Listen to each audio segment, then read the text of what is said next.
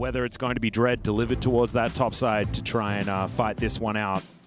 The downside of the Aurelia pick here, though, is that while in terms of laning power, it's absolutely disgusting, Rascal can go for steel caps and be fairly happy because there's not that much CC outside of the Aurelia stun, and Dread brings nothing, right? And if there's someone who's going to be topside, it's generally Dread.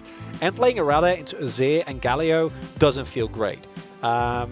Because the as Aurelia, either you 100-0 someone in the team fight, or it's a skirmish, or like Ruler kills you, right? There's not a lot of space there, and what both BDD and Life can do for Ruler here is create space with the Shurima Shuffle, with a taunt. Just give him like a half a second, and shouldn't really happen.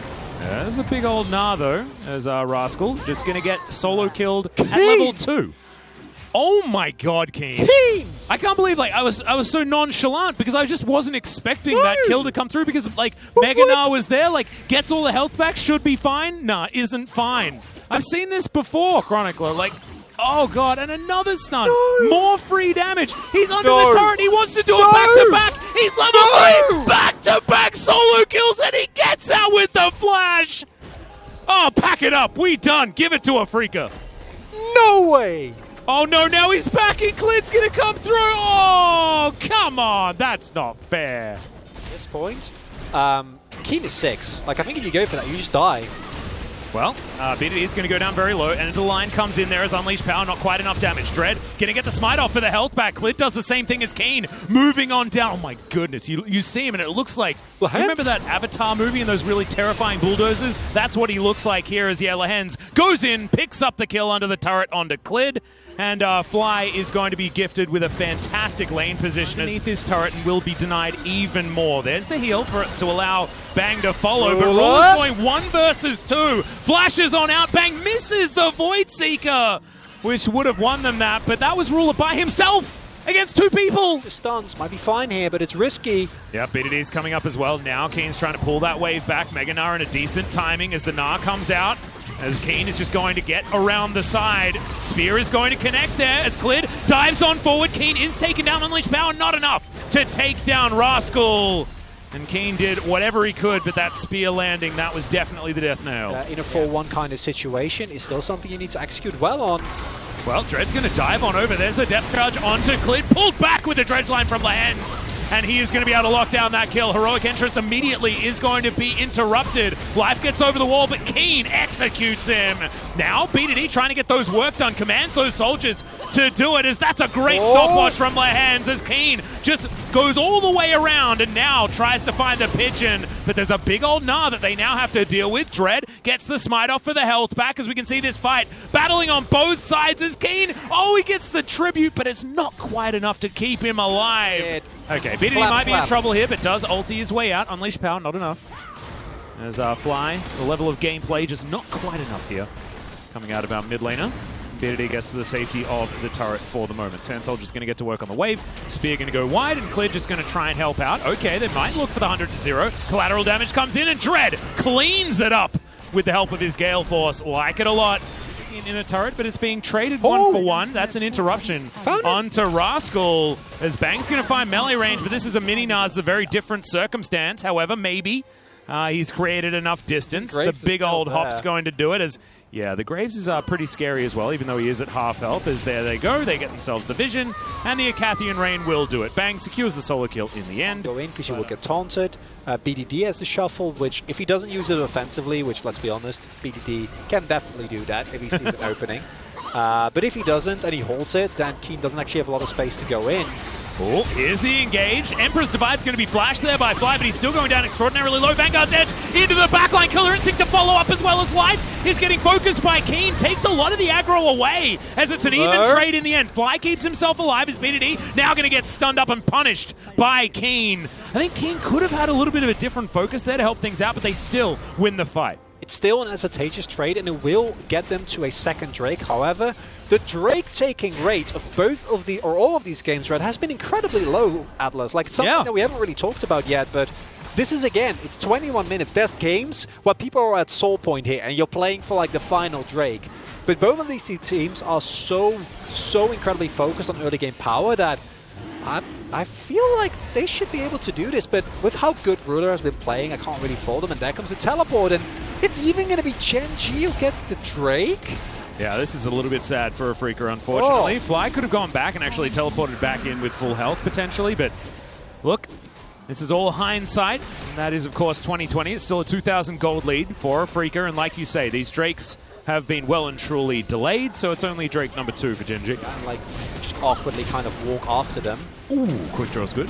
As there's the Dredge line, another one that you could regret, but Lahens isn't going to. There's the Moonlight Vigil to come through for the stun. Speaking of stuns, Fly gets in there, collateral damage doing a lot of work as another Emperor's Divide comes down and snags 2. Ruler grabbing his first kill. Fly limping away from this fight as Keen looking to get towards the backline, but you can see, oh, Ruler getting tagged. Vanguard's Edge comes in as now it's the Keen show looking for the resets as Clit trying to run away. There are 4 people still alive, but the Irelia is still terrifying. He has no flash, sidesteps the Needle quite nicely as he gets on in. Oh, that is beautiful from BDD. Gets another cooldown on the Blade Surge and does execute the Irelia. Optimization choices here coming out from both sides. And these straight up 5v5 scenarios are so hard to play for a Freak. That's all going to come down to what can Keen do. And what can Lahens start as well as Keen? Speaking of which, he's going to have to go golden at the very beginning of this one. See whether he can get some resets as he flashes immediately over the wall now. Life has to use his stopwatch as well. Rascal now getting closed in on by the Irelia, but she keeps herself alive, has to use flash, has to use stopwatch. And that is a huge deal. Gen.G think that it's enough to get them a Baron. We'll have to find out whether it is. And the Freak have started the Baron here. They go through it quick. Yep, Lahen's going to get missed, but is spotted by the sweeper. Here's the teleport in. This is going to be a battle. We'll see whether the Baron is going to be included in that. There's the Dredge line. Lahen's not into the wall, but he's the only one hit by the CC. Now Fly trying to look for a flank, but I don't know whether it's going to be enough, as there's the Sterix. The shield going to be taken down. The Kaiser eliminated. The Irelia gets the same treatment. Dread now trying to run away, and Ruler and BDD do way too much damage. Gen.G will win the fight, and this may just be the game. Doing this one more time, okay? This is the sequel. We'll see whether it's better than the original. As Life not going to find the Justice Punch. The Baron is secured by a Freaker. That's a decent stun, and then the pick off as Bang dives into the backline. Looks to try and create a rockets as he flashes the Emperor's Divide, and BDD is taken out of the fight, but Ruler is the other carry in this one, and he is so scary. Irelia already dealt with. Ruler at full health with the long-range weapons, and now it's just a Freaker trying to get the hell out of here. And wins the war, not quite enough. There is now Bang looking to try and dive on top of Clid. Wants to get the takedown, does so easily. As we can see, a Freaker now grouped back up as 5. Another Dread line is going to connect. This time it's onto Life. Good layering of CC right now as Dread locks down the Gargoyle. The teleport in from Rascal. He's like, where did everyone go? He gives who you want. This is just going to be gone. Yeah. Keen teleports towards the bottom side. They do have vision of the area, but Keen walks over a control ward. He knows that he's been seen. And yeah, that's just a free Elder. Now there is no way a Freaker can fight. They've been struggling to win team fights already. They could find a way. If there was an angle, they would find it. Unfortunately for Africa Freaks in this game, Riot introduced Elder buff. Elder buff doesn't allow for those kind of scenarios. Yes, Dread gets out, but the Baron is taken. Teeth builds that the speedrunners do. That ain't fun. Just can we bring this game alive? I'm going to go on a limb and say no Atlas, but a Freak out. Try to prove me wrong. That's a lot of inhibitors that are now dead as Lahens comes for the flank. Looks for Ruler there in the backline. He does go down to his GA as Emperor's Divide. Only onto Keen, who goes down to his GA as well. Bang is eradicated. And I have a feeling the wallets are too heavy as Gen.G stand fast and take down a Freaker. It's a triple kill somehow for the Nidalee, who decides that he wants to be a bit of a carry towards the end of this one. Nicely done by Clid, but here we go. Gen.G with their Infernal Soul, their Elder Drake, and their Baron are going to be able to take this one down as BDD says, take down the Nexus. And I know they have it in them to also do it against the Domon Kias of the world. And do it in playoffs. That's what we need to see. We need to start having these conversations because we are in round 2, but Gen.G in playoffs hasn't been the same force. We have a different playoffs format, and I'm hoping that that helps Gen.G sort of get over that that awkward situation, you know, like taking first place and then getting 3-zipped like we saw in spring last year. But 31.7k damage for BDD. He was so incredibly good. in this game. There were some decent scatters from Fly, but I felt like the laning phase was a little bit forgettable. Yeah. As BDD was sort of given free reign. Headed up towards topside and was like able to help take down the Aurelia at the same time, like trying to mitigate some of the issues that happened. Dread is also one of the guys that we talked about a lot today, and I think justifiably so.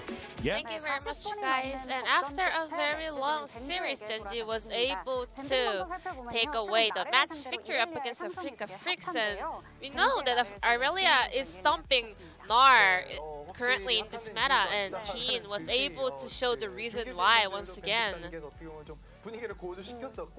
We saw a lot of hype around Aurelia, and Keen was playing up to that expectation.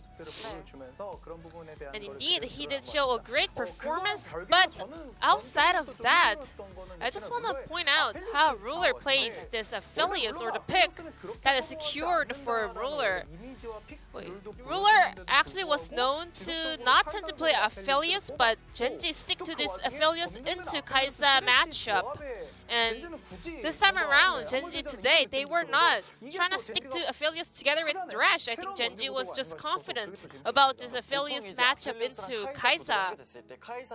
When it comes down to this matchup, Kai'Sa is a champion that can look for a gank in order to shut down Aphelios, because this champion does not have any dash to survive.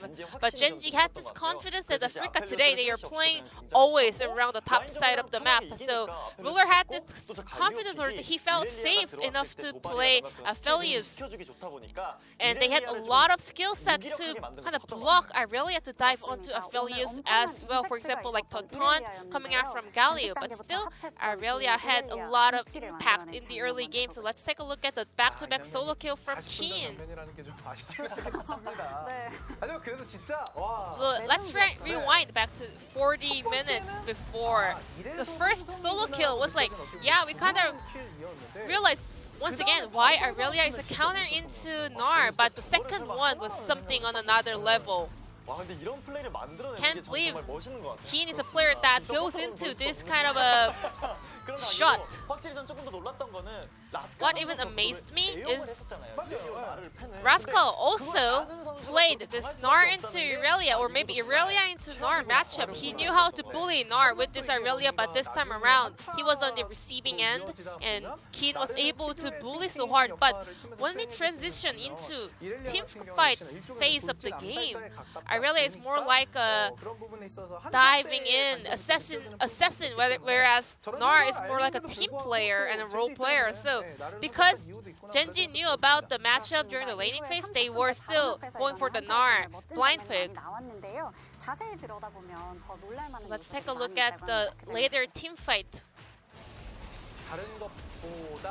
We want to highlight how Africa was able to actually look for a Hail Mary play. So when Ruler got the ulted by Nautilus, he actually hides behind the wall. He runs away from the enemy's vision, and then once Azure goes back in for counter engage, he flashes forward to follow up with the damage.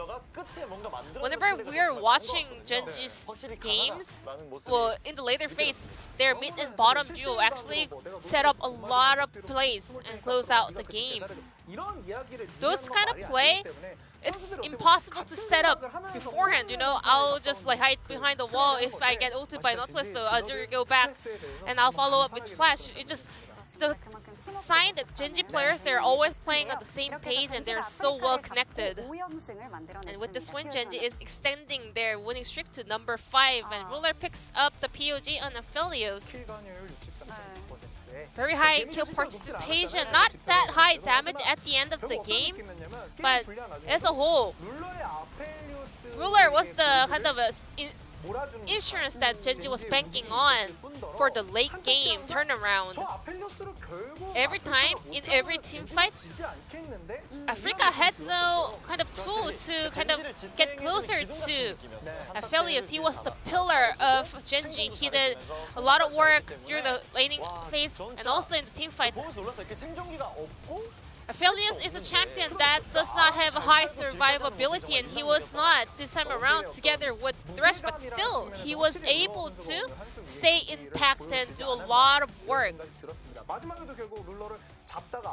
Africa went in for the Hail Mary pick play onto Ruler at the end, but still Ruler was able to remain alive, and a very competitive POG between the mid laner and the AD carry, and Ruler is always getting the POG whenever he's playing Aphelios.